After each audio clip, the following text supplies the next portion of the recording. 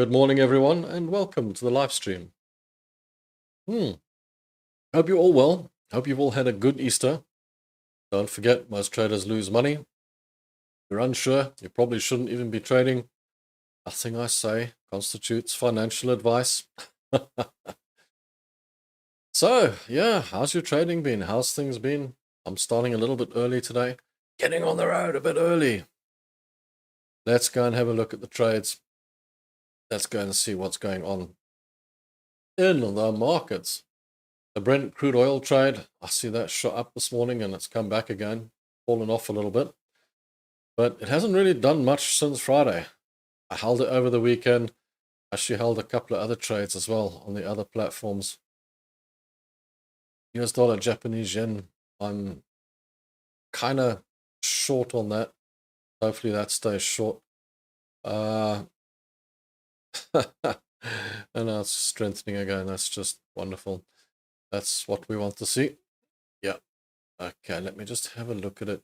US dollar, Canadian dollar, I did kind of call it short this morning. And it seems to have picked up as well. It's all to do with US dollar weakness at the end of the day. I just want to see this US dollar CAD. I just want to see this US dollar Japanese yen. What's it doing? Yeah. Okay, so that one is going the other way as well. Well, that's how it goes. US dollar CAD, right. Okay. So tell me about your trading weekend and how you felt over the weekend. Did you hold trades over the weekend? Yesterday, I thought it was going to be a really, really quiet day, with it being Easter Monday and kind of a holiday. And it got kind of hectic with old Trumpy. He got a little bit out of hand, and he decided that he was going to put pressure on the Fed. Sorry, I'm just checking the live stream here. Okay, he decided to put pressure on the Fed. Yeah, and that knocked the S&P 500. But remember, we did say a couple of days ago, last week, when it hit this resistance, which was a support that it broke through. If you look at the picture, it very much like it was going to come off it and come down. Now I'm starting to look at it like it might actually go down, back down to the 4,800 level here, start falling off the pace. Morning, Elaine. Good to see you. Oh, great. Actually, interesting to see that Brent actually shot up and is actually falling back. My main reason for holding the Brent trade is, look at this, it's sitting nicely on this trend support. Not to mention that it really is in that level now where you could say, yeah, Brent crude oil should actually start heading to the upside. It's at that all-time low, that 65 sort of area. So at 67, I'm hoping that it'll take a move to the upside. Maybe go and fetch this money all the way up here. That would be nice. We'll see what happens with that. But gold, geez, did you guys see what happened with gold? Gold has gone insane. Look at that lamp pole formation, as I call it. Lamp poles are made to fall over. That's the only problem with a lamp pole. Lamp poles are made to fall over. And when they do fall over, they fall over hard, man. You hear the clump when it hits the ground. Look at this. Let me draw this in. There's an area here where the money could come back to. So it could come all the way back down to here. Pick up money before it goes up. I was hoping for it to come down a bit before it goes up, but yeah, well, the golden trade. A little bit interesting, that one. Gold is done interesting. It's done well. Hey, Shane.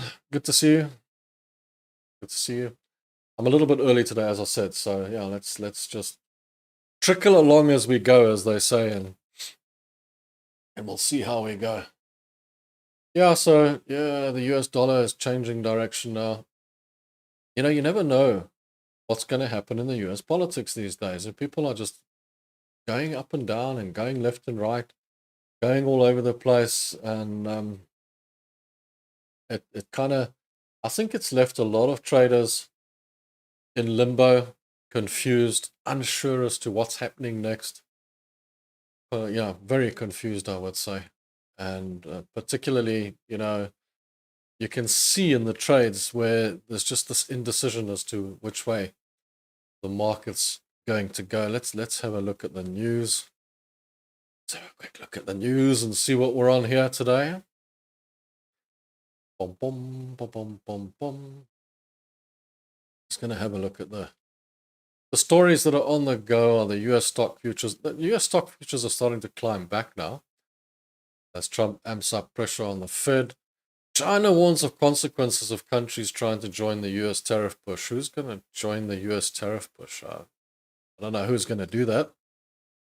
Who's going to get involved in that? Japan sees little scope for grand deal on yen in talks with the US. Okay.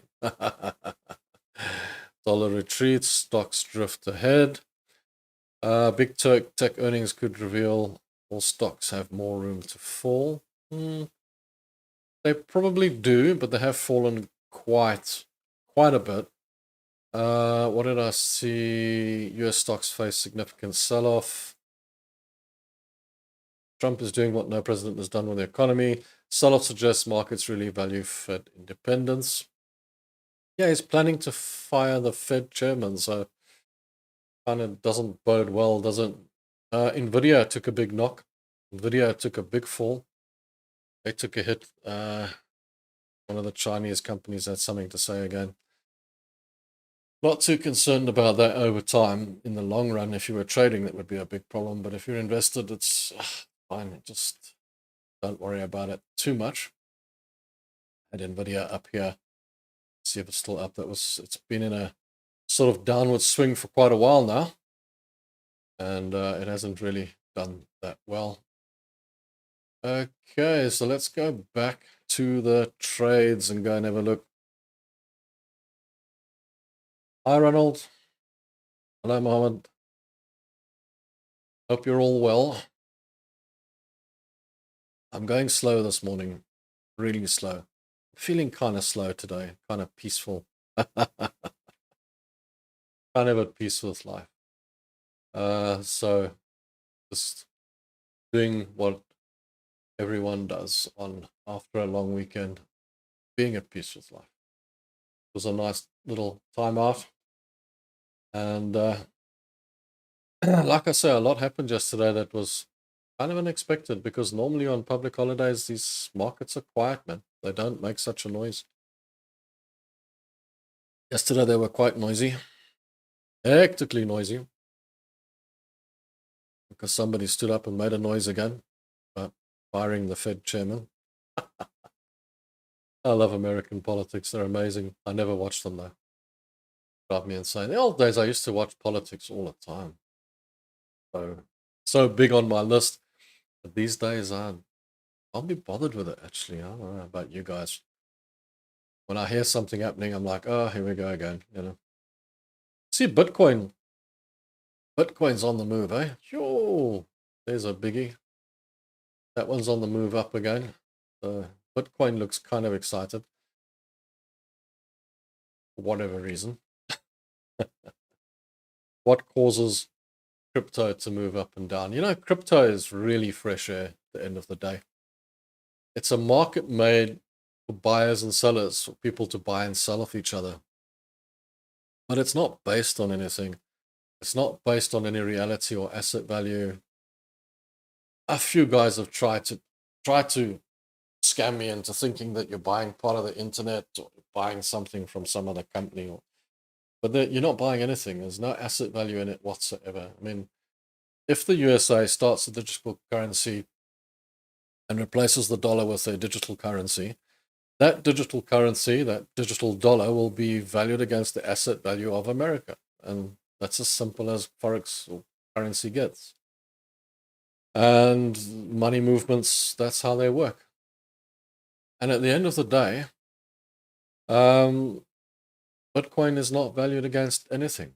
It's just crypto. It's just based on total what I think the value is and what you think the value is, and that's how it's traded. So if the bottom falls out of that market, They'll be held to pay. That is absolutely for sure. You know, it's like in South Africa now, they want to raise the VAT rate by 2%. And there was a big argument about it. In fact, the opposing parties have gone to court on it today. And they said, okay, we'll start with 0.5% and all this. And I actually looked at it and I thought, you know, if a country really wants to make some money, like especially a country like ours, why don't they just do away with personal tax altogether and just double the VAT level?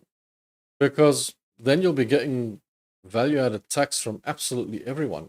You'll get value-added tax from all the illicit people, illegal people, the people that don't pay tax, the tourists. Everyone will have to pay tax because they'll all have to buy stuff. And you know, your country will probably make more money than it's ever made in its entire history. But nobody does that. They always insist on trying to take personal tax, and then if you try and tax the rich, then they've always got an angle to get out of it, so they don't pay. So who ends up paying the tax? It's the poor. Poor end up paying all the tax. Whereas you could really get a lot of money out of rich people if you just took away personal tax and just only had a VAT system. That would be the way to go. That's just my opinion. And I'm not bright. I don't know the answer to these questions. These are not things that I should be talking about. These are things for Fed Chairman Powell and those types of guys. They know all about the economy and the economists, and they're so clever. But they don't seem to be, because the things they do just don't make a lot of sense. You know, a government that thinks that they're just going to have a personal tax system and make money out of it makes no sense to me, because you tell me, what's the point of paying your entire, let's say, police force or army, which work for the government, paying them all, and then taking tax money back from them? It just seems like a paper exercise to me. It doesn't seem like you're gaining anything from that somehow. But yeah, okay. You guys know better than me. But obviously you do. So what are we going to trade today, guys? What are we going to trade today? Well, if I look at the US 500, the US 500 does look like it wants to sort of recover its way back up to this level here at the 53. I don't think it's going to go much further than that right now. People are very worried and very concerned and very confused and not sure about what's going to happen next. So if I look at the markets in general, I would say that it looks more like it wants to correct than it wants to go up at the moment. I still think we could finish the year strong on a good 6,600, but I'm just looking at the markets as we stand at the moment and thinking there's just not anything here that's telling me that there's strength in the market, good strength in the market, that can take us somewhere north. It looks to me like short trades will be the order of the day on the indexes here for the time being. And it looks like that it's more likely that the bigger ones want to sell off. Now, what kind of movement did we get yesterday? Nothing to. It did move a lot. It moved down a lot. But I'd rather have a look at what the move is like today, because all your institutional traders will come back today. Guys will get back to work and what have you. Yesterday, mostly retail traders coming back to work, eh? And that is a different ballgame. Gold interests me, because there's so many guys, like I say, that are saying that gold is gonna fall by the wayside. But every time I look at it, it just keeps on going up. Doesn't stop going up. That said, there is a lot of guys out there calling it longer. I don't know. I think I'll just stay with what I see, and I'll stay with the long trade. For me, the long trade seems to be the order of the day. It seems to be quite a strong trade. And if you look at that now, trend support, it's way off that trend support. It could come down, take some money here, and carry on going up. It's really strong. Gold looks amazingly strong at the moment. I was going to talk about the 3 ways that we trade today, but you know, I've got to wait for some people to come on board. So 11 here. I don't know what time it is on your guys' side, but that's GMT +2. And effectively, you know, we trade three ways. We trade with a trend is your friend, we trade in the range, and we counter trade. And I had some questions, lots of questions on this type of thing. One guy actually commented that I didn't show the strategy because people get confused between system and strategy. Often. I find this quite often because everyone thinks that the squiggly lines are the strategy, but they're not. They are the system. They are the high probability trade. They are only a system. The strategy is your business plan and your plan to make money. There's a big difference between the two. Massive difference between the two. A lot of people seem to call the chart strategy, but that's not strategy. That's just a system. That's just a means to an end. A means to an end, and a way to choose your trade and which way you want to take the trade.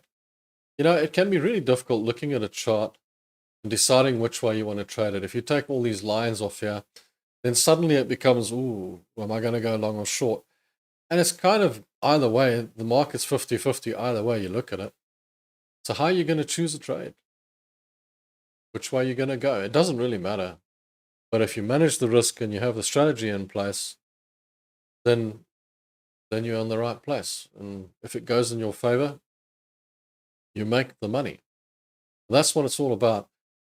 I don't like dollar cost average at all, as you guys know. And the reason for that is because everyone always starts with 10% of what they were going to trade in the first place. And if it goes in your favor immediately, you're only going to make 10% of the trade. So you're never really going to make that money that you wanted to make.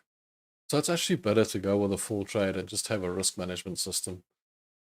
It works better than trying to dollar cost average into your trades. That just, for me, that doesn't gel, doesn't work. 1904, Shane, 1904. So for you guys, it's almost bedtime.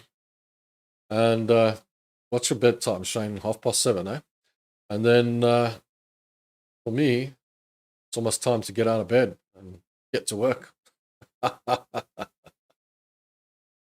Yeah, if only the world was like that, eh? That would be great. I wonder if Kevin's coming to join us today. That'll be great. Good to have him on board as well. And we can talk about a few things. What are you trading at the moment, Shane? Gold, I presume. Are you long, holding on to it? Yeah, no. I'm quite interested to see what is going to happen with Brent. Is it going to go all the way up, or is it going to run out of steam? You know, it kind of ran out of steam here and fell back. That's a bit disappointing. I was really hoping that it would get further. And I kind of think that my Brent crude oil trade will hold up as long as gold holds up as well. And I think if gold starts to fall off, that might fall off as well. You know, they're both kind of up against the dollar and at the end of the day. But I think gold might be also moving on the dollar move as well. You know, the movement of the dollar might be forcing its direction. And also people are just so emotionally buying into gold at the moment because people just don't trust what's happening in the world. They don't trust what's happening with the Fed. They don't trust what's happening with the markets, with tariffs. The tariff thing blows my mind because Trump said he's going to impose tariffs on the countries, and he imposed them. I mean, he put them out there. Here we go. There's some tariffs, and the markets tumbled. And then he said, no, wait, I'll hold back for 90 days. And the markets went back up again. Well, not all the way, but they went back up again. People put money back in the markets. It's 90 days. In 90 days' time, we're going to be back to where we were then. And that it blows my mind that people think that's okay, we'll put the money back in now. I suppose if you're trading, it's great. But if it's long term, you're thinking, well, isn't it going to go back? Isn't it going to start falling again? Oh, you know what, Shane? I actually forgot to put C-Trader on my phone. I'll put it on. I just enjoyed. I had so many things on my mind this weekend. unfortunately, my sister passed away last week as well, so that wasn't great. And on Friday, and I just no, I didn't have it on my mind, unfortunately, and I had a lot of other things going on. But yeah, I'll do it. I'll definitely put C-Trader on the phone. There's so much stuff on my phone. It's unbelievable. Apps after app, and then every so often I delete all the apps off the phone that I'm not using anymore, which were great back then, and they're not so great now. And so I end up having to delete half the apps and then put other ones on, stuff like that. Because, as you know, I don't want to advertise this, but I always use Apple and the iPhones, and they're so great because you can just, I don't know if you can do it with the Androids, but you can just take your old phone and transfer everything onto your new phone every time you change your phone, which is amazing. It's fantastic. Yeah, thanks, Shane. It's all good. Thanks. Yeah, no, it's good. Yeah, it's been one of those weeks. I get over it. All good. But yeah, but I will definitely add this C-Trader to the phone as soon as I get a chance. And then I'm playing around with that DX trade as well, but it's nice as C-Trader. I gotta tell you guys, C-Trader, I'm really impressed with C-Trader. Really impressed with it, I must say. It's a really good program. On my phone, I generally use my MetaTrader, my broker account, to see where the prices are and everything, because on that account I've got absolutely everything included. That's why I was just click on that one. And I don't think of putting these other ones on, but I'll try this out. I'll definitely put it on. Just have a look. It's interesting. It's actually quite cool.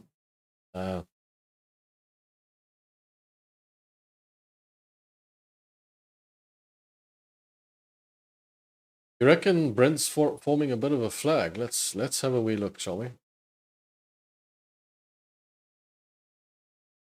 I can see what you're seeing, but I'm also seeing this support here that it hasn't broken through. So I'm comfortable at the moment. If you're seeing it on a normal, I'm not going to put the expansion on. I'm just going to put the normal one on. Normal fib. Now you guys won't see this so well. Yeah, it would need to. Yeah, let me just delete this one. Let me put a different color on here so everyone can see what we're doing. I'll put a fib on the big one. Oh yeah, no, it is in quite a tricky zone, isn't it? It is in quite a tricky zone. I see that on the fib, but on this, it's actually showing signs of strength. So yeah, it's much of a muchness. It's kind of neither here nor there.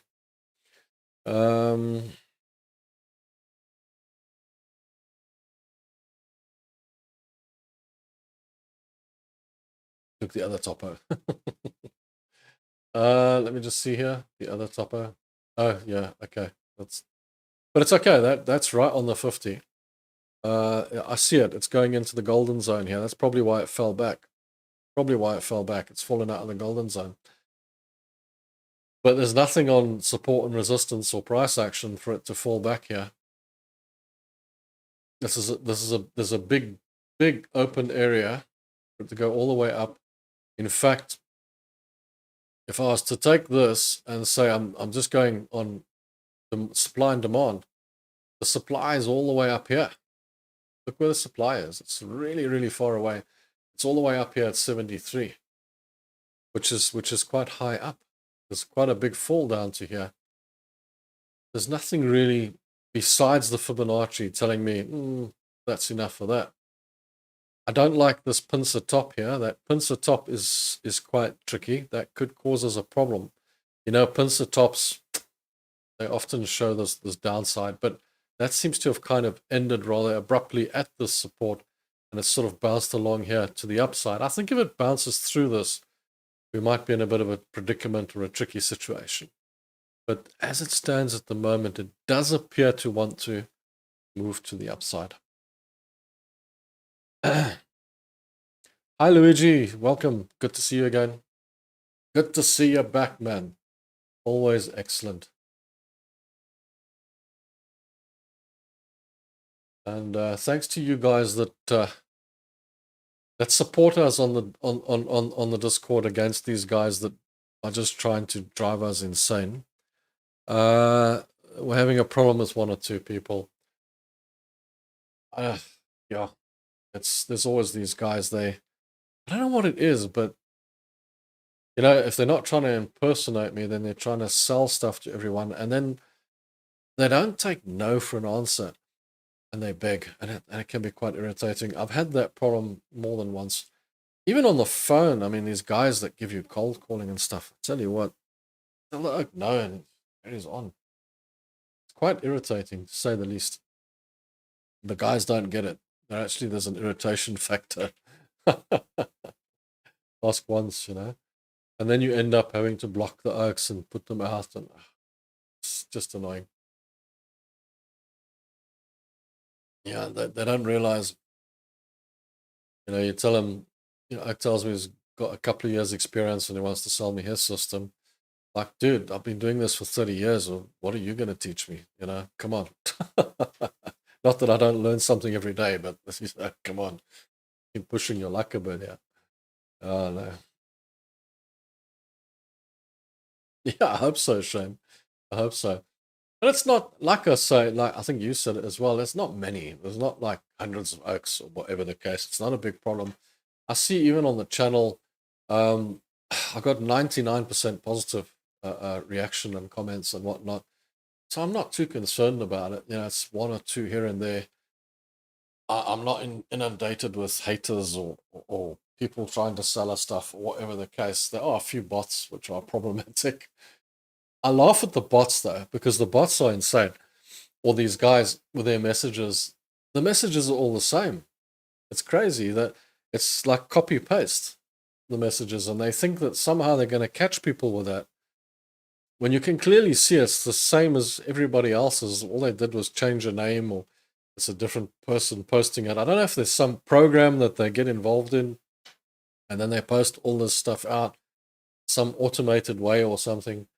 But it's crazy that, I mean, all these messages are exactly the same. They're not different, and then they think they're going to catch people out with that. Well, I suppose they do. Otherwise, they wouldn't do it. I suppose they do. You know, there's always somebody getting caught out. I find myself looking after my wife's parents, because mine are gone long ago, and friends and stuff like that, with, you know, all these guys trying to catch you out. And I've seen even the best oaks get caught out. Sometimes you can just, your guard can be down, and boom, like that, they just zap you, you know. It can be quite rough. It can be very, very rough. I remember the old one when they used to like phone you from Windows. Yeah, right. With not an American accent. Hello? But obvious, isn't it? Yeah, certainly. So let's have a look here. Let's see what there is on the go today. So Euro, US dollar has most certainly flown to the upside. What are we going to trade today? Let's look for something. I think gold, we're kind of waiting for a bit of a relief here.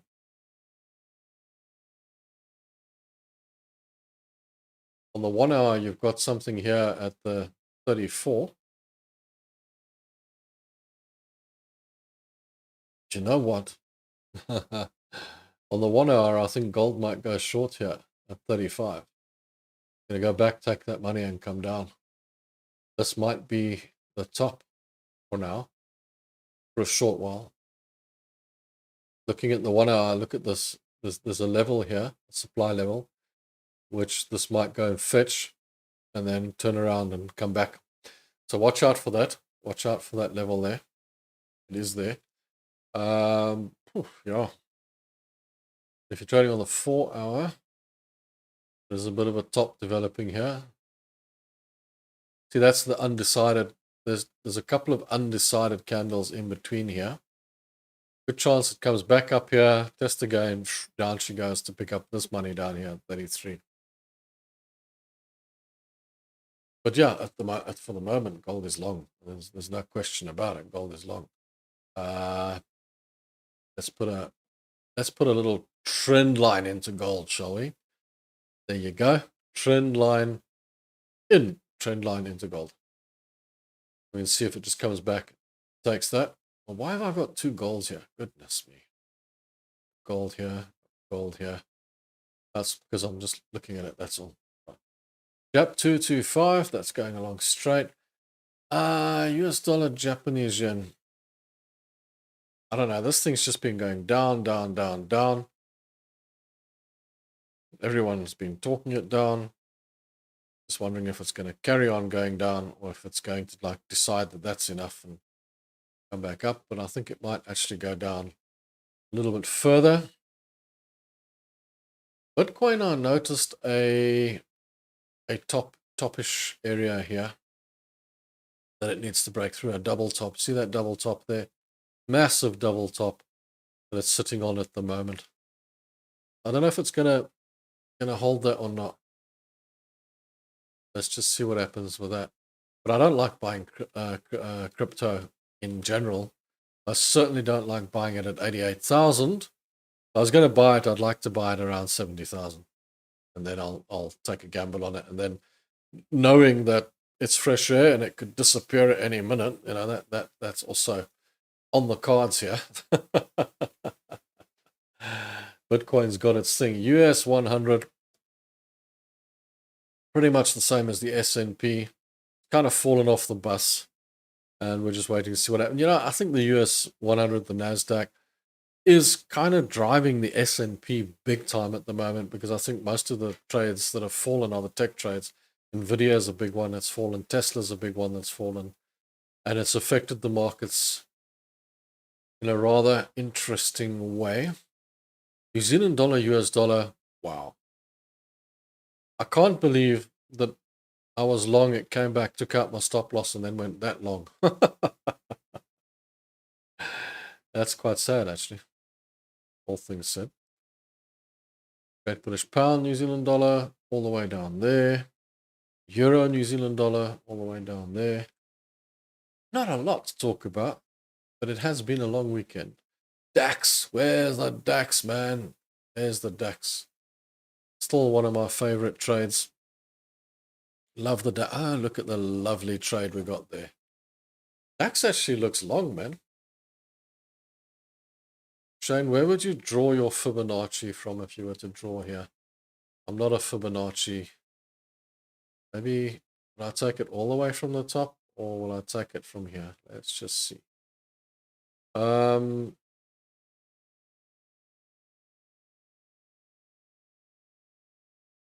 It's in a level as well. Pretty much the same as Brent, actually. But will it fall down or will it go up? I guess it really does depend on the S&P quite a lot.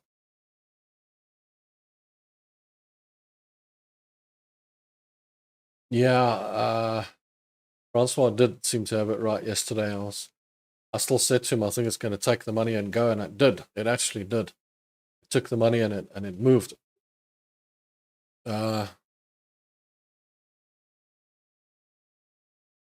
Mr. Duckhosen, good morning, Mr. Rob. What is your stop loss management?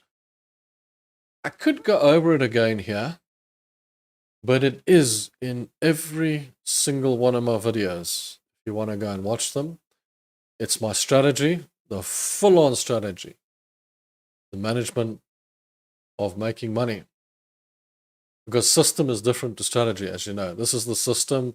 High probability trading system doesn't make you money. Your business plan and your strategy makes you money, and that's your risk management and how you take the trades. We can go over the strategy just now, but if I do forget, it's in every single one of my videos, particularly at the end of the videos, and you can go over it. The system's very, very, very simple and not complicated to follow.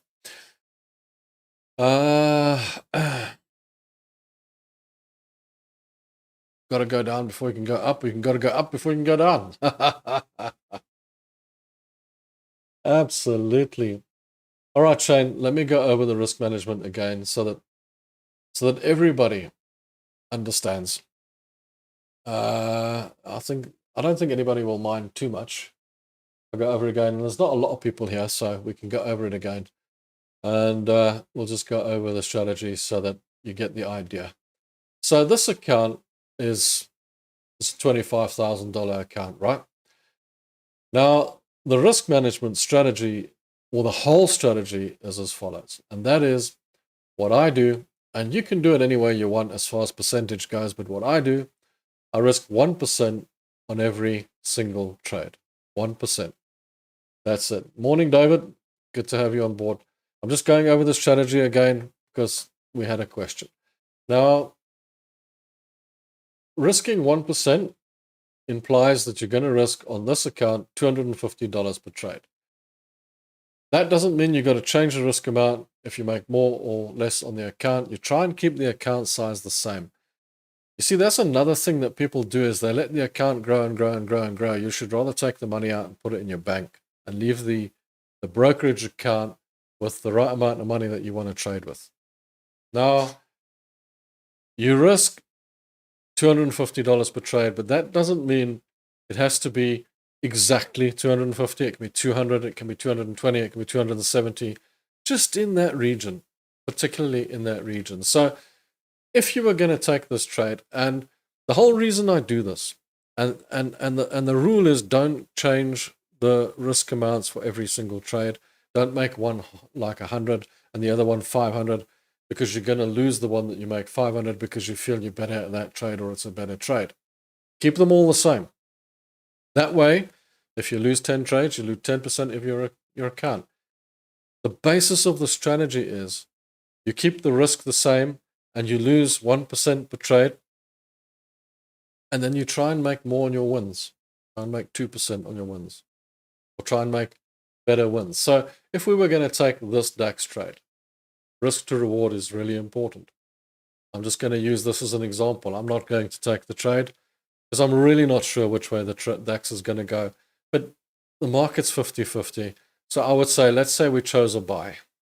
And we said, we're going to buy the DAX and we want to take a DAX trade. Then what I would do is I'd go to the stop loss. And I'd say, on the stop loss, I'd first look at the trade and say, where am I going to put my stop loss? I'm going to put my stop loss at 21,000 because if it breaks through this level, my trade is invalid. It's going short. I no longer want to be in this trade, not with your money, not with anyone's money. 21,000, if it gets there, the trade is gone.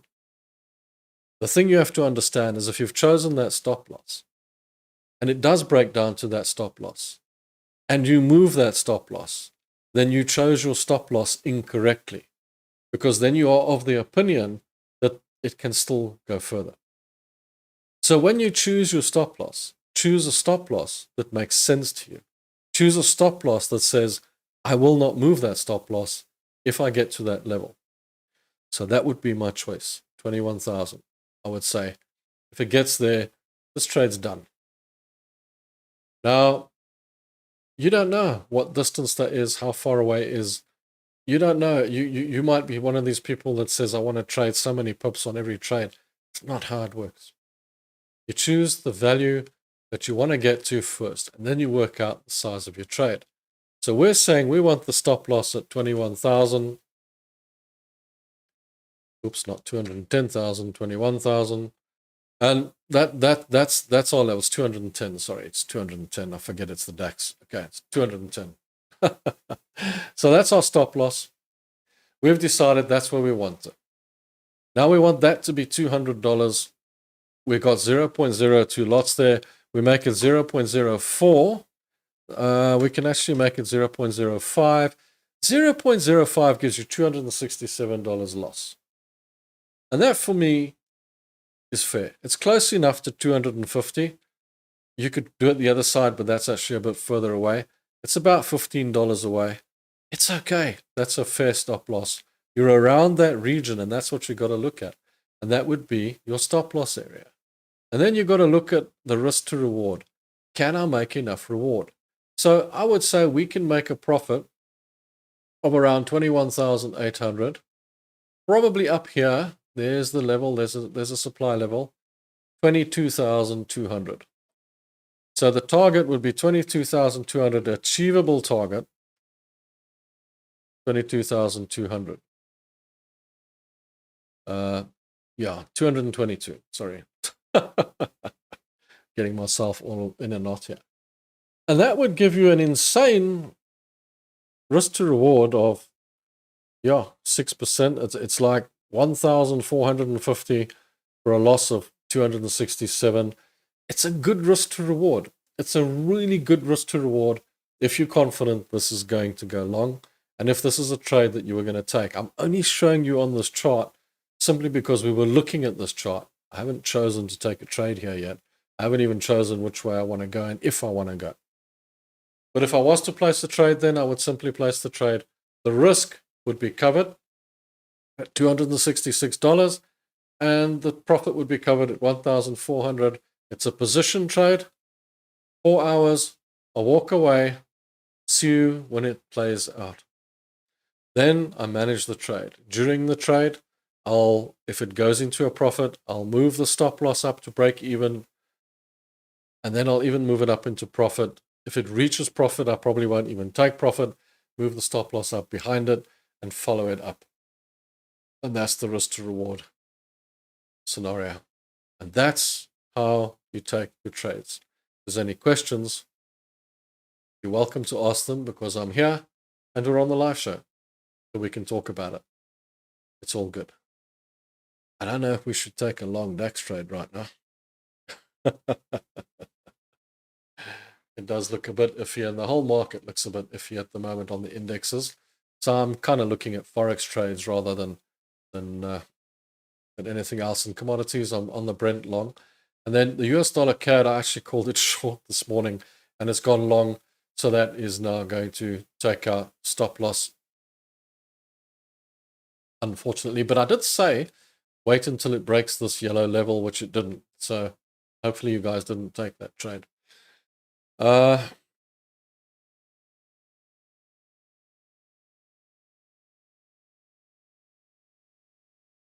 fibers. I know fibers. Heard of fibers.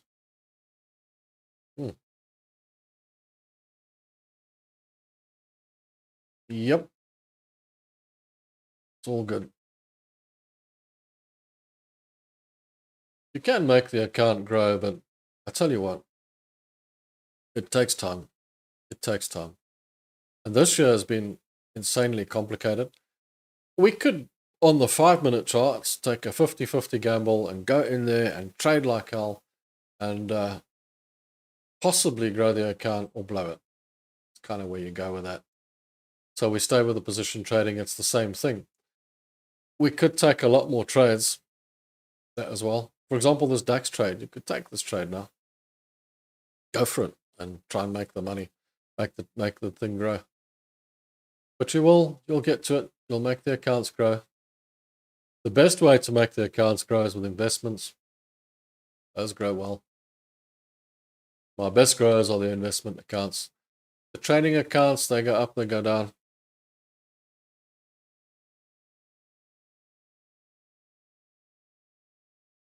IG and Black Bull. You like the Black Bull account? Okay. That's quite cool. IG, everybody says they're expensive, but I'm sure you can negotiate there. I've still got an IG account. Don't trade with them much. Yep. Try and keep the stuff to the South African brokers, because then I'm here. See, a lot of people trade with this Black Bull. They like it. But yeah, that's entirely up to the individuals. You know, if the US 500 is going to go up today, then the Germany 30 will probably go up as well. Probably going to go in the same route, but will it go up? Because if you look at the US 500, it does look like it wants to, yeah, there's a bit of a trend resistance brewing there.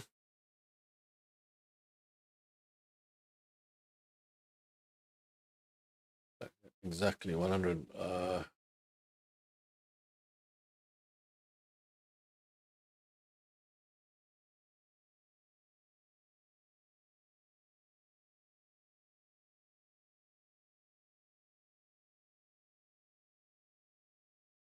Yeah, New Zealand, that's, yeah, probably why you're trading with them, because they're over there. And that makes sense. It makes sense if you trade with a broker that's in your country. So much easier. Unless it's a funded account, then you can just choose anyone. It really doesn't matter. There's the one in the link below, and there's all these other ones out there, and I couldn't possibly tell you which ones are good and which ones are bad, because they're all the same, really. But some of them, what you've got to be careful of there, David, is some of them actually are a little bit sticky on how you trade and where you trade and when you trade, and if you hold the accounts overnight and stuff like that. Trying out this other one, and they started charging me fees overnight as well and stuff. So that's, yeah. These guys don't seem to do that, these funded markets. They seem to leave it. I don't know. Or they're very cheap on that.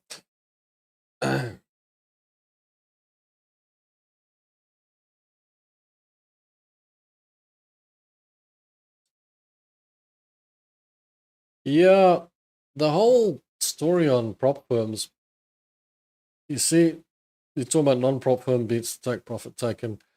I've always been a cash account guy. Always been a cash account guy. Always believed in only cash accounts. Funded trading came along, and I was the first one to say that's a load of old, And I was totally against funded accounts. Totally against it. I thought it was a biggest scam on earth. Probably is. I don't know. And I thought, no, I'm never going to touch a funded account. But then I realized, in all honesty, and to be fair, that there's a lot of people that don't have that cash amount that they need to trade with a cash account, because you can't turn $100 into $1 million. It's rubbish. Okay, most people will lose it. End of story. And I looked at it and I thought, well, actually, they do offer a lot of people a good opportunity.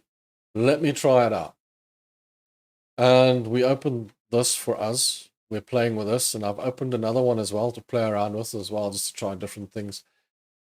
And I've got to say that for those guys who don't have the capital, it's great, because you trade it, they make some money, and they pull the money out, and you've got your money back, because you're literally paying $100 for an account, and if you win, you take the $100 back, $200 or $300 that you made, and you haven't lost anything. It's only the guys that leave the money in the funded accounts that find themselves running out or losing money, because, well, they did actually, that they lost the $100 that they paid. But I heard one guy saying he lost $100,000 with prop firms, and I'm like, how? How did you do that? How could you leave that much money in a funded account? That would be, I wouldn't leave that much money with a broker's account if I was in profit. Take the money out. So yeah, the size of your broker account is irrelevant, because at the end of the day, you put in what you need, and that's it. So I don't buy into that anymore. I used to say, goodness me, these guys are just scamming you. But then I realized, well, yeah, they're probably taking a lot of $100 off of people, because most people lose. I mean, that's an obvious fact that we know about. 70% of traders lose. So, but everyone thinks they're going to be part of the 30%. But if 70% of traders lose, then these guys must be making some dosh. Thing is, the guys that might win quite a lot, so they got to be able to pay that. So, end of the day, that's a difficult one to call. But I got to say that I think, from my side, I think that they're helping people get into the market. I think it's a good thing, no matter what their scenario, or how much money they're making, or how they make their money. And the guys that don't have the capital to get into the market, it gives them an opportunity to have capital in the market, and if they make a profit, they can take that money out, and then they haven't lost anything. I don't know, guys. It's really difficult to call. If you have the capital and you've got plenty of capital, then I would always advise using a cash account, even having investments and all that sort of stuff. But if you don't have the capital, in all honesty, I mean, it's not insane to think that a funded account's not a bad thing. Yeah, so it's just what I've been running over in my head as far as that goes. How much do I know about the goings on inside the intricacies and what they're actually doing? It's complicated, I don't know exactly what the scheme is, but then I believe Bitcoin and crypto and all that is a big Ponzi scheme as well. So, you're asking the wrong person when it comes to that sort of thing.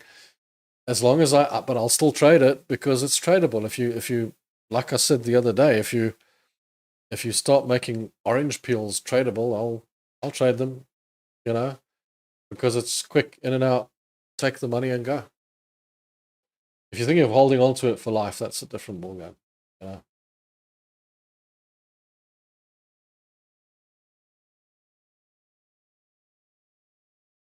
Luigi, I don't want to advertise anyone publicly in South Africa.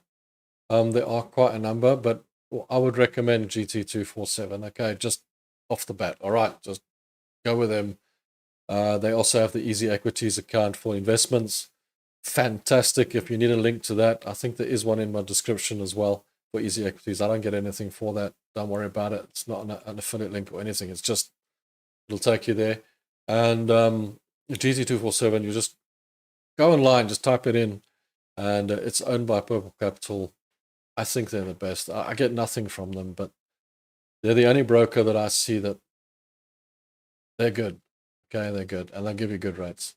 So just my little 10 cents worth. I'm not going to list off all the other brokers in South Africa. There are plenty. You can check them out. But if you want a good one, that's it. Okay, Luigi.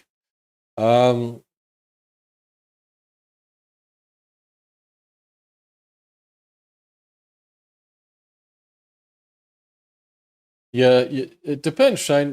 These days, you say you do have to hit their profit target first. There's no profit target once you're funded. There is a profit target to get funded. Or there's instant funding, which also, if you funded, then you just make whatever profit you make, you can take. All right. Okay, no, it depends which account you're with, Shane. I know that on the funded trader markets, there's no profit target. You can just get your money.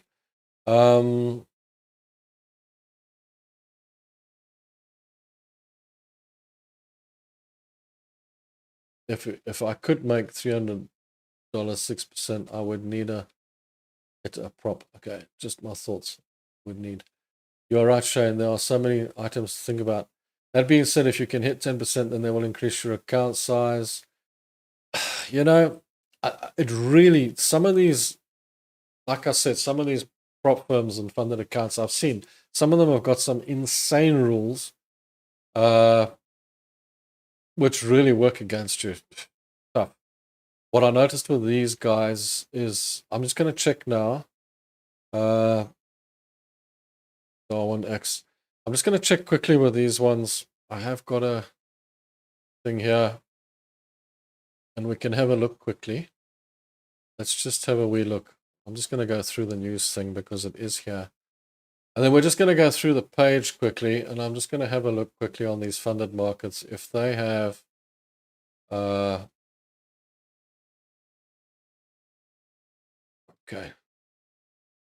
any information regarding that. Oh, there's a whole lot of rubbish down here. Profit targets. Dum dum dum dum dum dum dum dum dum. Okay. Dum dum dum. There was a thing.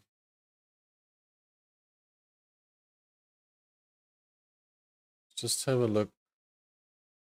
Let's just have a look at the instant funding. Not really showing it here. Must have been the other account I was looking at where they said on the main funded account there was no waiting for a certain amount of profit before you get paid out. Like this one, leverage 1-100, hold weekend, yes, news trading, yes, swap free, yes. Okay. 24/7 on-demand payouts, ultimate conditions. Frequently asked questions. Frequently asked questions are always a good one. Bom, bom, bom, bom, bom, bom, bom, bom. When am I eligible to request my withdrawal of profits? I know they call it simulated profits. Interesting.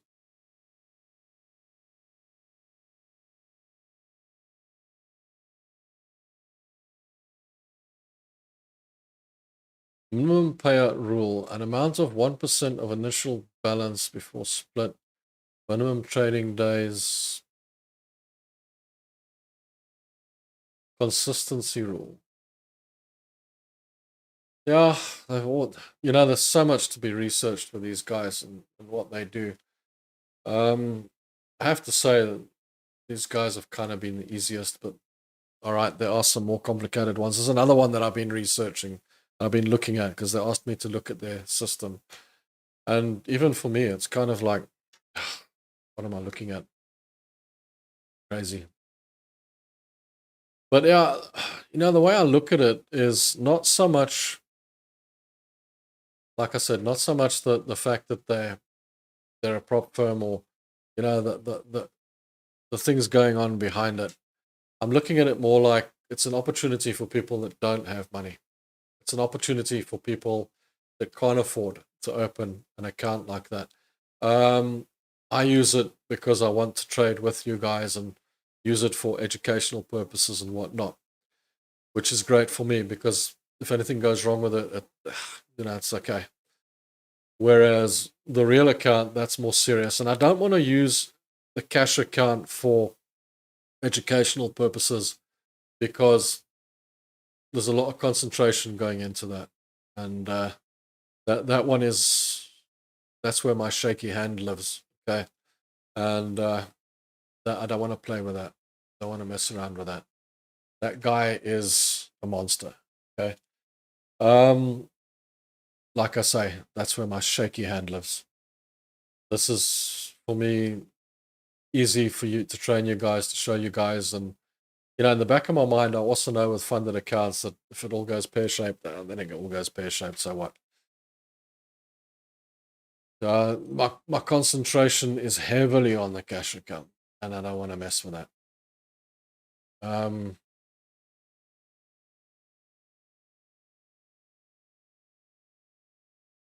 You can use your own funds to pay for it if you're consistent at 2% per month. You can invest in. I haven't explained it well. Take profit trader. Luigi, thanks, Shane. I do understand. Yeah, a whole bunch of them. Look, if you've got cash, guys, get a cash broker, trade with a cash broker, and that way, what you win, you win. What you lose, you lose.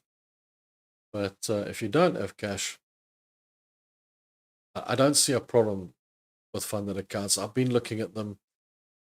It's been on my mind for a long time. I mean, in fact, when I started this YouTube channel over a year ago, year and a half, I looked at it and I thought, don't like funded accounts, don't like prop firms. At that point already, I was still way against them. They were all over the place and whatnot.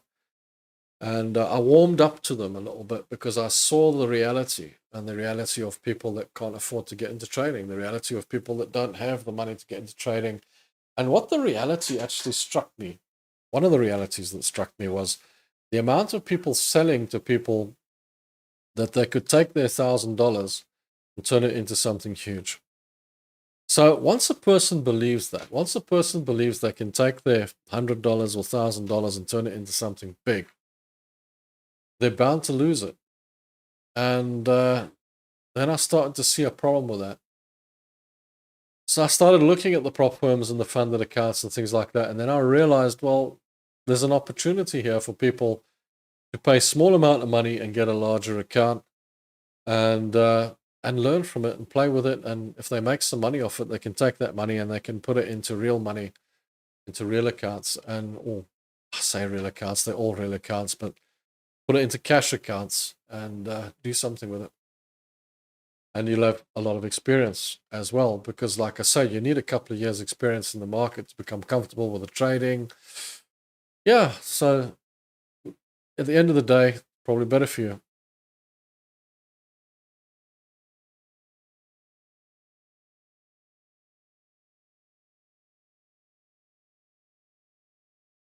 Mr. Dixon, what are you paying $15 a month for?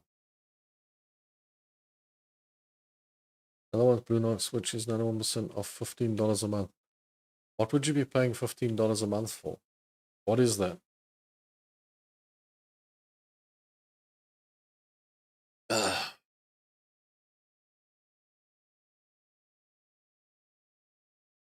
supposed to be paying for anything. $15 a month. So you've got to pay $15 a month for a prop account. How's that? These prop accounts are normally a once-off payment, and then you either have the instant account or you have the challenge account, and then you get approved, and then you have an account, and then it doesn't cost you $15 a month. They charge you fees for trading and whatnot usually, but they don't have a monthly fee.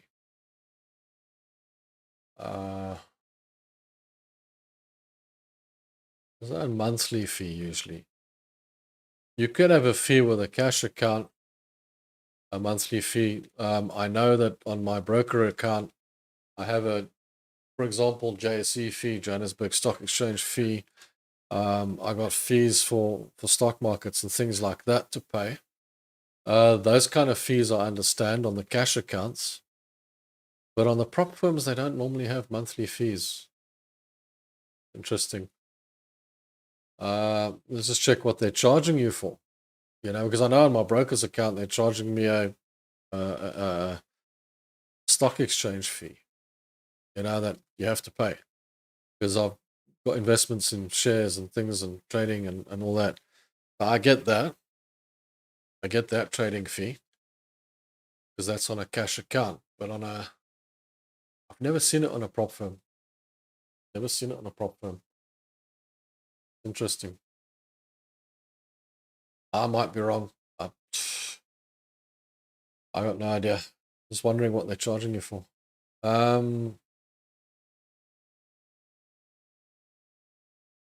So they're charging you to pass the evaluation phase. Interesting. I don't know about it. I'll have a look into what's the name of it? Bullinox. I'll have a look at it. But I've never seen anyone charge monthly. They normally charge you a once off. You get the challenge, you do it, however long it takes you, and there's no fees. I don't know what that's about. Okay. Everyone to their own. Everyone to their own. It's the first time I see that one. Interesting. I don't think I would want to pay monthly for an evaluation. You pay the once-off fee and $100, and that's fine. Except that you can play around with the stuff. Maybe they're charging you for the equipment or something, or the software or something. Weird. It's like I say, I'll be happy to pay the once-off fee and have an account and trade it and see what happens. I don't think I'd be keen to pay a monthly fee. But like I say, on the cash accounts, I pay monthly fees all the time for the for the trading account. It's a different ballgame. Yeah, Shane, there's not much going on, is there? It's awful. It's like it almost feels dead. The calm before the storm. You know, I think yesterday old Trumpy stood up and he spoke about the Fed and was going against the Fed, and everybody panicked again, and they're starting to recover again, and the markets are just confused. So I think everybody's just sort of stepped back and said, where are we going now? That said, the institutional traders should be coming back today, coming back to their offices, coming back to work, and that's the big money, and they're going to have a look at where they put their money. A lot of them might actually put money back in, so that might be interesting to see over the long run. But I always say, just trade what you see. Don't worry too much about the background noise. Follow the candles, follow the movements, and just trade what you see. That's the best thing to do. And if there's no trade, don't force the trade. This is actually a big problem that I see it often as well. Chasing trades. Chasing. You know, how many trades must you take in a day? And if you haven't met your quota of trades that you're supposed to take in a day, you kind of beat yourself up and try again. And, you know, you just start taking trades for no reason because you haven't taken a trade. You got to be careful of that. If there's no trade today, then there's no trade today. It's the same as the question is, how long do you keep a trade? Well, as long as you need to keep it. What's the point of us selling this Brent crude oil trade now? It hasn't reached profit. I mean, let's just have a look at the trade, right? So here's the trade. You're in the trade. You've got a trailing stop on it. It's moved that far. What is the point of us taking the profit now? Because we say we have to trade. We have to trade. How long do you stay in the trade? As long as you need to stay in the trade. How many trades must you take? As many as are available. If there's a trade there, take it. If there's no trade there, don't take it. Because you're only going to hurt yourself if you do. Wait for the trades to come. Wait for the trades to arrive. And then take the trades. We're so quick to jump on and try and count how many trades we're taking and how many trades we're going to have. Just take the trades when they come to you. Just relax. Just stay calm. The trades will come. Grab the trades and then take the trades when they're there.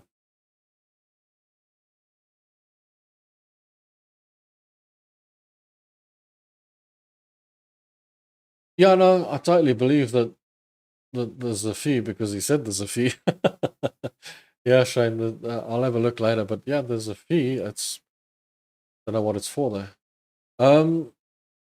Is there an upfront cash amount, Shane? Did you see that? Is there a, Mr. Duckhausen, is there an upfront fee that you got to pay as well? Or is it just a monthly fee? I don't know. Maybe it's just a different system.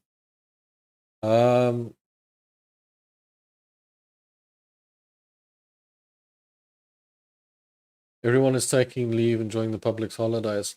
Yeah, exactly what I did this weekend, David. I just, you know, I took the weekend off. I didn't trade yesterday.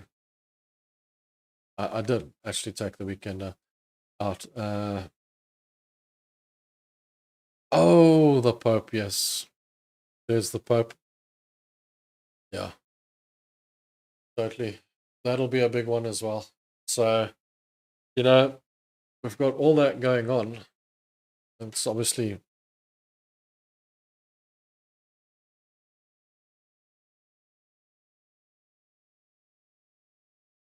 monthly fee for upfront cash. So you pay cash upfront and then you pay a monthly fee. Okay, well, I'll just stay with this one then. Fine. This one doesn't have a monthly fee. Fine by me. Okay, good. I guess some people have different systems. I don't know. All I say is that it's actually a good thing that they came about. And I remember when leverage trading came about, and it was great because everybody was trading with whatever amount of cash they had. If you had $100,000, that's all you could buy. It was $100,000. And then it became, if you had $100,000, you could buy R1,000,000 worth of shares with risking the $100,000. It's a good thing. It's also a bad thing, but it's a good thing. You know, it helps people to buy more and have a better chance. So, yeah, it depends how you look at it and from what angle you look at it from. That's the thing. Depends if it works for you. Does it work for you? Does it not work for you? It depends.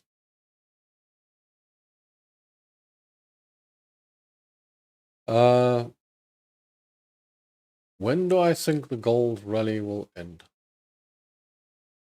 I love those questions. When do I think the gold rally will end?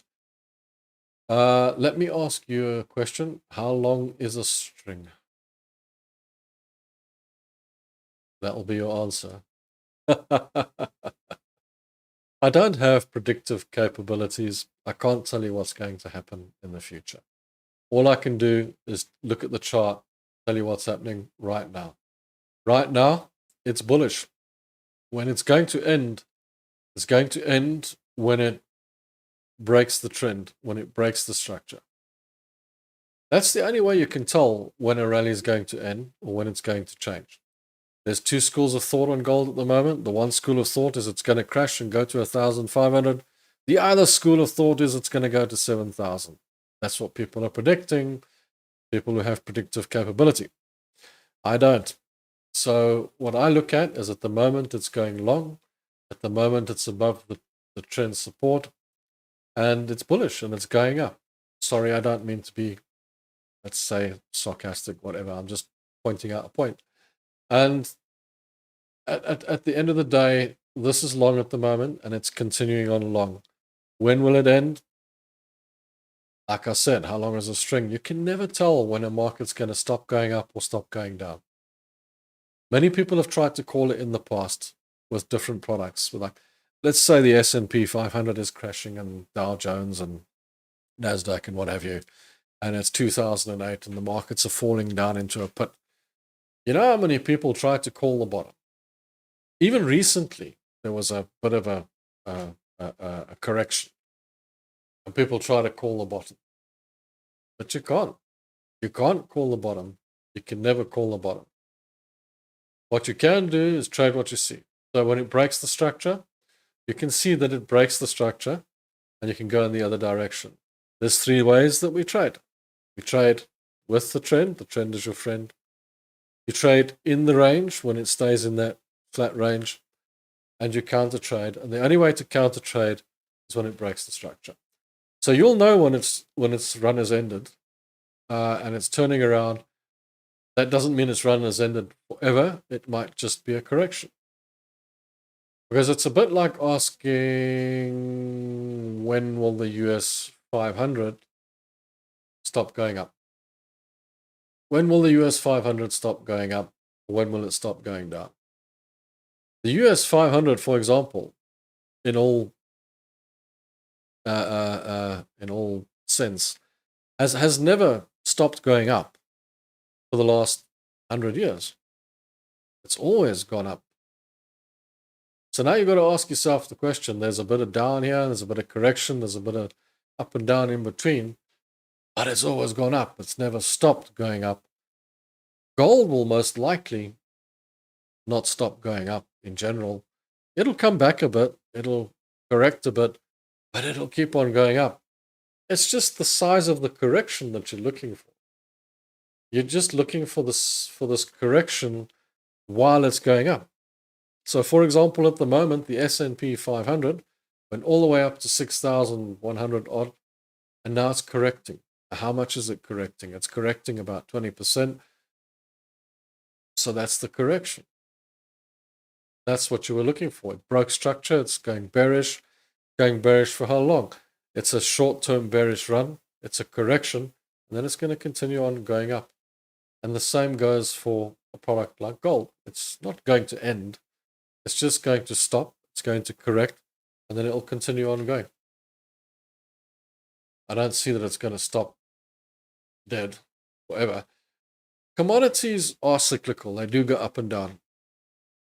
Particularly Brent, for example, I've said often enough that Brent will always trade between 60 and 105, 120.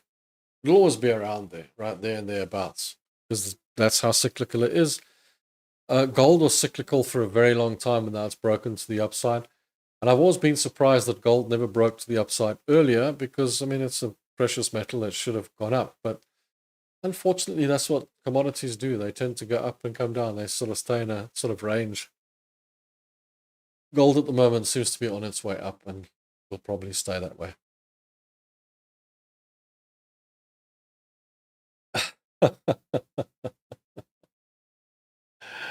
Shane, you want to talk about trading psychology? I knew I would be the answer for you, which is the correct one. Great stuff, buddy. That's good. I'm glad you understood the answer. That's good. What software or broker are you using, mate? The old question. I use a lot of software. I use a lot of brokers. My main broker, this is not it, is MT5 GT247 here. Then there's IG. This is C-Trader that we're on at the moment. This is a funded account with Funded Trader Markets. The link is in the description below. Then I got the other one, DX Trade, which is with FX2. There's a number. Okay, they're all the same though. And like I was saying earlier, the C-Trader is actually a very, very nice program to trade on. Okay. You want a short Great British Pound US dollar? Okay, where are we? Great British Pound US dollar.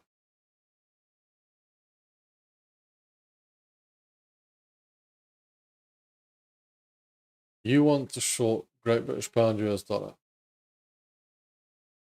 Any particular reason there, Shane? It's pretty much as your double top. There is a double top. But you're going to be shorting it down to here.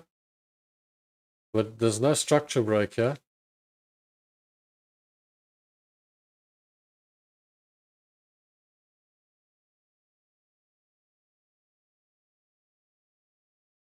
Why do you want to short it?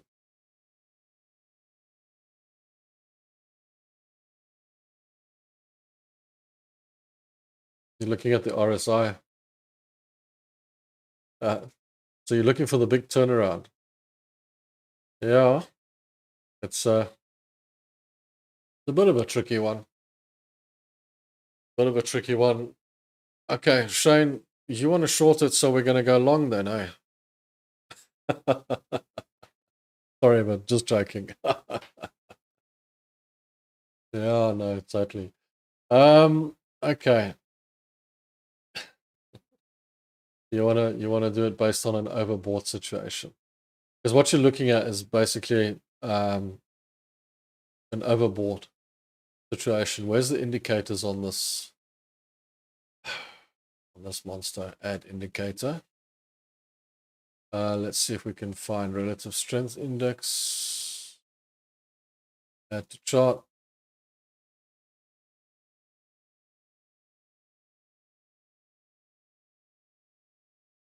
Yeah, I'm just looking at your relative strength. It does look like it wants to go down. If I look at the RSI here, it does look like it wants to break to the downside on the RSI. Okay.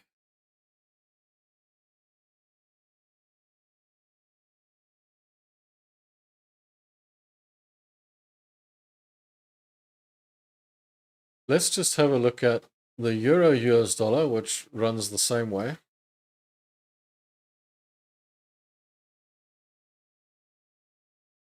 Out of interest. I don't know. I don't know if it's a good trade. Looks a bit off. There is a double top. Does look like it wants to break down. The RSI is pointing like it wants to go down.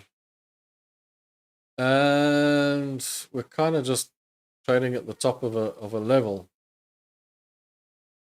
We can take a chance if you want.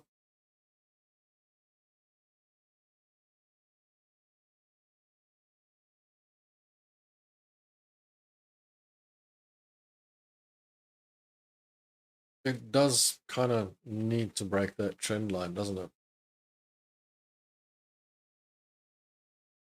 I get your trade. I get what you got here. Divergence doesn't always work, eh? Put this back on. Relative strength index, add to chart. But there is divergence. I wasn't actually looking for divergence there. But yeah. Why can't I just, for once, get a... There is a slight divergence, eh? Interesting, though. You know what? What the hell? It's a 50-50 game. Let's take a punt on it for you, Shane. And let's see how we go. Let's put the stop loss at... I'll put it at 135, just to be on the safe side, okay? We're going to take a sell, right? You did say sell, right? Shane's usually wrong. So, guys, be prepared to lose some money on the account.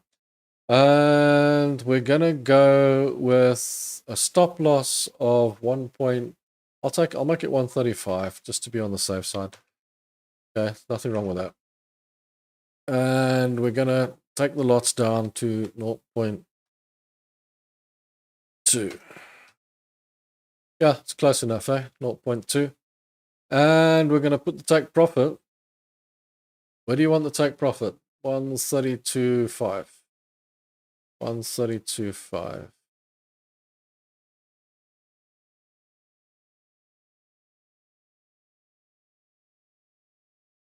Well, that's not good.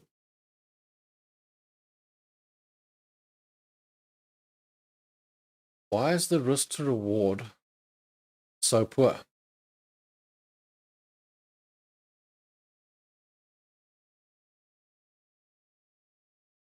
For me to get a good risk to reward here. No, this is really not good. I mean, I've got to put this down at 132.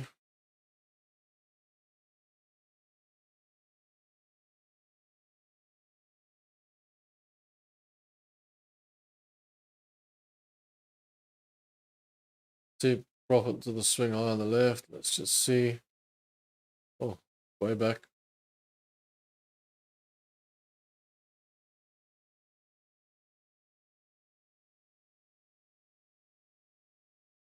It's just a little bit sad on the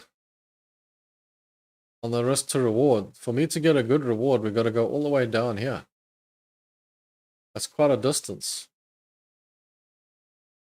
It's quite a distance to get a good reward. And I don't think it's going to reach that. I don't think it's going to reach that at all.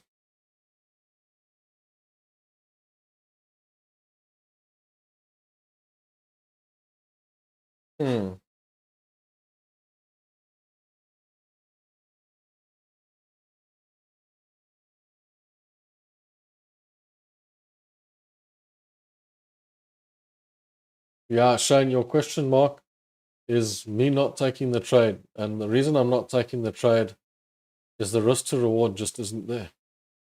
We need to take our profit here at around this 133, 132.5. And if I put the 132.5 in, then there's no reward. Pretty much 1-to-1. I could bring the stop loss down closer.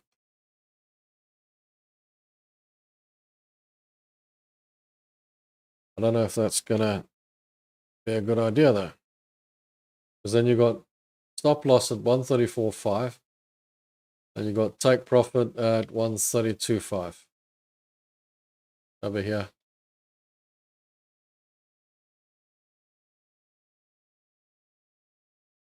I got to listen to David as well. Just looking at the trade overall, you know what, Shane? The terrible thing about this trade is you're probably right. We probably should go short here. But me being me and not being one of the risky guys, I look at it and I'm looking at the overall picture. So for those of you guys that are taking a trade and thinking, should I take that trade? You know, at the end of the day, this is still kind of real money. So you've got to look at the risk to reward, the whole picture, not just the trade. You've got to look at, is it worth my while taking this trade? Is it going to help my account in any way?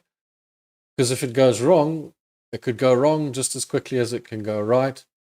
Now, there's a number of factors going against us here. And the one factor is we're going against the trend. The other factor is, as David said, all the other indicators are bullish, but the RSI is bearish. You've got one indicator in your favor, but the price action is not in your favor yet. Although you could probably have an argument for this little level down here, this demand level coming up, and the double top. So you're probably right, this will probably go down a bit, but it's not going to go down enough to say, yeah, that's that. And it is on the trend support. So when you look at a trade for a bigger picture, and this is a good way, you said let's talk about the psychology of it, and this is important, the psychology of it. You know, some people would say in psychology, just take the trade, just take the trade. But sometimes you've got to look at the whole picture and say, is it worth my while taking the trade? And what I've done here is I've looked at my risk to reward, and I've looked at my scenarios, and I've said, the reward's just not there for the risk. It's not going to work. It's going to fail. It could give you a reward, but a very small reward for a very big risk or a 1-to-1, whatever the case. So you're kind of up against it. And if you look at the let me see if I can draw that trend line in again. If you look at the trend, it hasn't broken that support.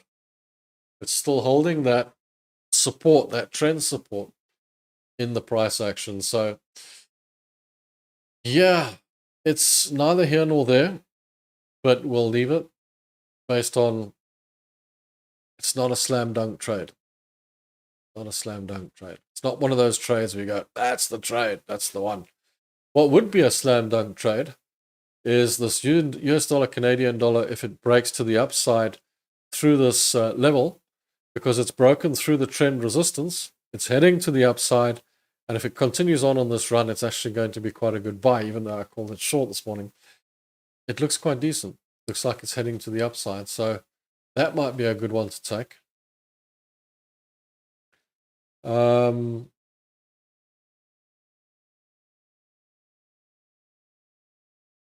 That might be a good one to take. We might actually look at this.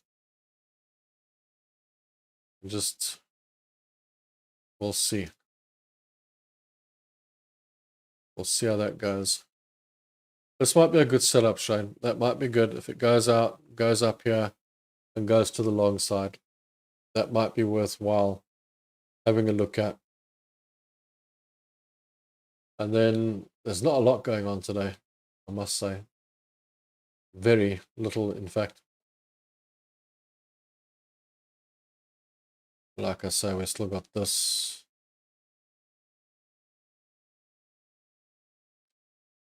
No, nothing going on.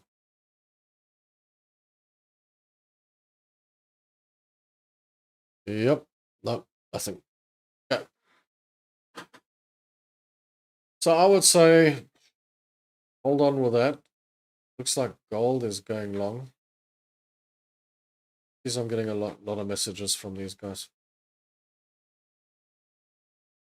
Crazy. Yeah, let's wait for another setup. See how it goes. See how that works out. See if it goes in our favor. Okay, so it's a quiet day. I'll tell you what, I'm going to head on my way and do my thing. Come back and watch. Tomorrow I brought a video out for you guys. The signs of becoming a profitable trader. It's going to be quite an interesting one for you guys. And it might be helpful. Might be really helpful. I might not be making as many training videos per week as I have been, like the Monday, Wednesday, and Friday. I might drop it down a little bit, maybe to just maybe the Monday, Wednesday, or just the Wednesday. I'll see how that goes. There's just too many coming out and too repetitive and whatnot, and I think 1 or 2 a week is enough. And then I'll have the live shows as per normal, and then we might just somewhere down the line throw another live show in, giving me more time to do that. But we'll have a look at it and see how we go. I'm just looking at changing it up a little bit, making it a bit more interesting for you guys. And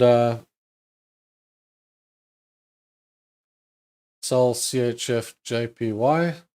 Let's just have a look at this trade quickly. CHF JPY.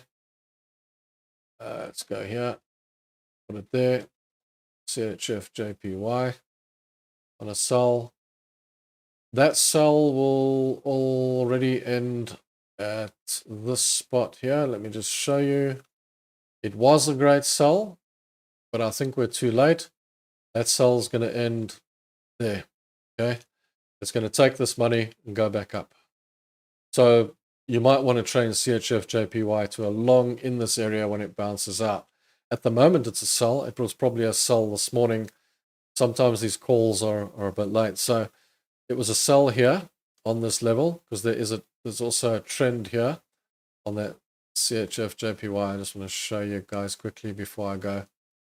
See there's the sell. So it's sold off there. It's come down.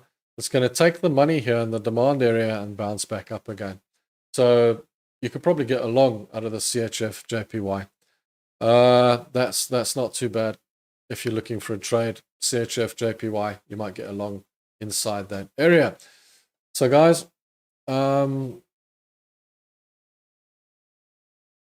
let's say, David, CHF JPY, let's say, wait for the long trade, take the long trade out of there. You see it's going into the level. Look at that for a long trade. It's been short, but you've got to wait for it to turn around, give you the green candle, and go the other way. But a nice trade. It looks like something you could work with, and we'll see how it goes when the US opens today. Let's see what that's going to do, and then of course the US dollar CAD. Okay, so that's perfect. Perfect. Entering the trade is important. Yeah, totally. That's the big thing. Yeah, you've got to take the trades, but by the same token, you just don't want to take the trades willy-nilly. You want to take the trades when they're ready, when they come to you, that sort of thing. Okay. Yeah, it's not actually a support level as much. Well, it could be, but more of a demand level. But it's there. It's definitely there. If I look at it, it could be a support level as well. So it's a bit of both, and it looks quite strong. So I would say be careful of that area. If it breaks through that, it'll be a big short quite far down. It'll go all the way to 168. If it doesn't break through that, it gives you a green candle up, it'll be a good long trade to the upside. It'll give you a nice bit of upside on it. So keep an eye out for that and see what it does. That will be interesting. Germany 30, a bounce to the upside. Brent still going up. US 500, we'll see when they open. US dollar, Canadian dollar. I'm thinking it's more long now than short because it's breaking through that. trend resistance, and gold still looks long. Put CHF JPY on your watch list, yeah. And if you trade it, Shane, let me know, because I'll look on my email. Send me an email and let me know, or Discord, and let me know, because I might not be watching, and then we can take the trade. That'll be great. So if you guys take the trades, let me know on the Discord. That's great, because then I'll keep an eye on it as well, and we'll go for it. That looks great. US dollar, Canadian dollar as well. Put that in the watch list as well. I'm not sure what's going to happen this afternoon, but I mean, if I was sure, I'd take a long on the Germany 30, but it's a little bit iffy. Guys, I'm going to head on, and I want to thank you guys for being here. It's been a small crowd today, not a big crowd, but it's been fun. It's been good. It's been great having you here. Don't forget to watch that video tomorrow. Signs you'll be a profitable trader. Really important. Those are the things you need to know. Those are the things that are important in your trading, not these squiggly lines. Chat to you later, and you guys keep well, and we'll see you back on Thursday at 2:30 GMT +2. But I do tend to get in a little bit earlier sometimes. So if I get in a little bit, actually no, guys, Thursday I'm going to start at 2, because last week we started at 2, worked out quite well. I think we'll start at 2. Let's start at 2 GMT +2, a little bit earlier, and it's a bit better. See you then. Thanks for being here. See you on Thursday. Cheers. Ciao. Keep your feet on the ground. Reach for the sky. Ciao.